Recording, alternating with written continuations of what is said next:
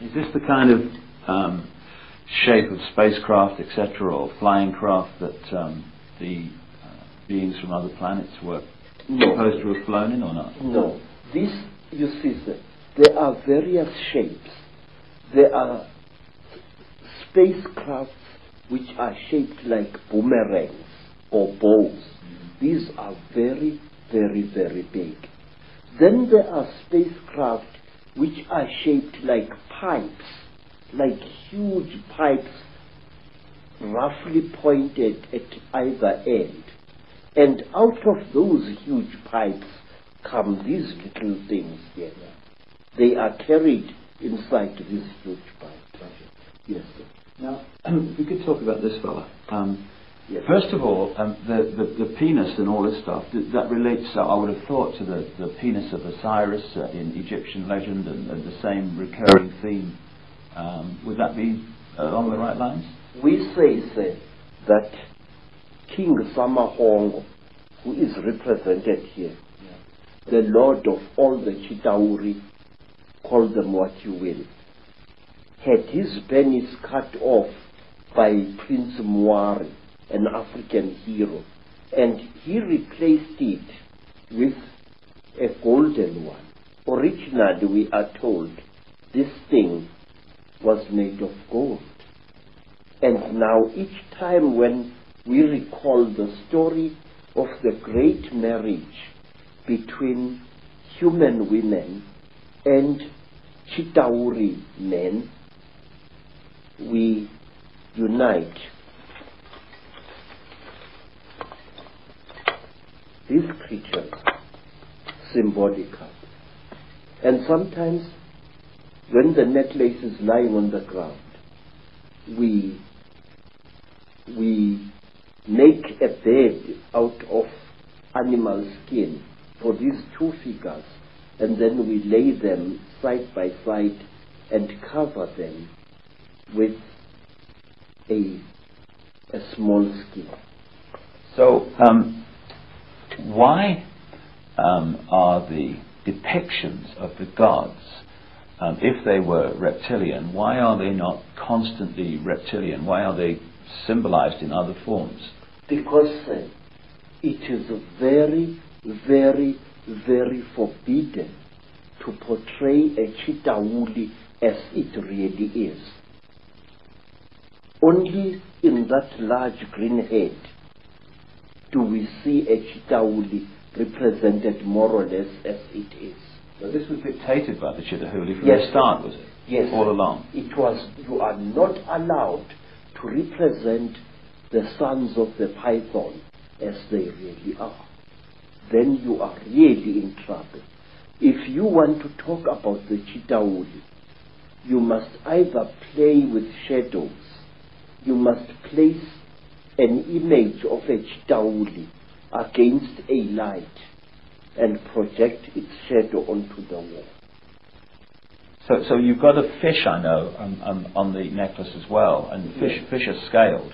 Is this anything to do with the symbolic representation of the Chitauli in a way that they couldn't do it openly? Yes, there is a particular Chitauli who is called Wowane by our people. Wowane was one of the few good Chitauli, because there are also some good people amongst them. And Wowane had a brother called Mpangu. According to one of the great stories, there erupted a terrible war on the red world where human beings had originally been created. And this war was between men and women. Yes, sir. And in this world, men and women nearly decimated each other. But they were rescued by the Earth Mother, who sent a great Nkanyamba, that is, a great dragon, to come out of the sky, to take them into its stomach, and to bring them down to, not to our earth, to a beautiful watery world near the star of the red dog, Injebomvu, which the white people call Sirius, the star of anger. There, human beings were settled, but human beings started eating creatures which they found in the sea, which they thought were fishes, but which were really human beings. Human beings, we are told, started eating the chitawuli who lived in the sea, according to one story. And the chitawuli fought back against human beings. They attacked them with tornadoes, they attacked them with tidal waves, and the human race was nearly wiped out. And then two brothers, two Chitawuli youths, Mpangu and Wowane, took pity upon the human race. And they went into the sky and looked for a great egg. And they hollowed out this egg, emptied its contents out, and brought the egg to that world and loaded the surviving human beings and brought them to our world here. We say that Wowane gave us the power of kingship. He brought it out of the sky. And if you notice, in many parts of Africa, ancient kings used to wear a wooden helmet with golden horns. It was true in West Africa, and it was true also in Southern Africa in the great Mutwa Empire. The horns representing the Chitahuli. Yes, the power of the Chitahuli.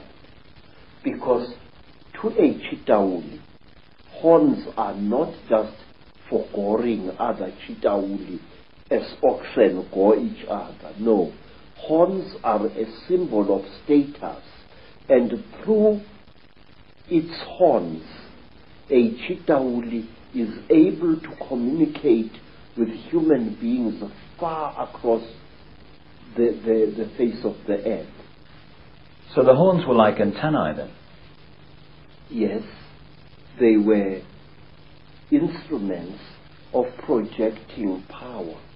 In fact, it is said by storytellers that King Samahongo punishes those Chitahuli who show mercy to human beings by pointing at them so that both their horns fall off their heads. And the Chitahuri is therefore unable to direct human affairs through his or her horns. It's also interesting that the descriptions of the Chitahuli, with the horns and sometimes the tail and stuff, is very, very close to how Christians and those sort of stories have depicted the devil. Yes, sir. And one thing that interests me is this, that depictions of the devil have subtly changed over the centuries.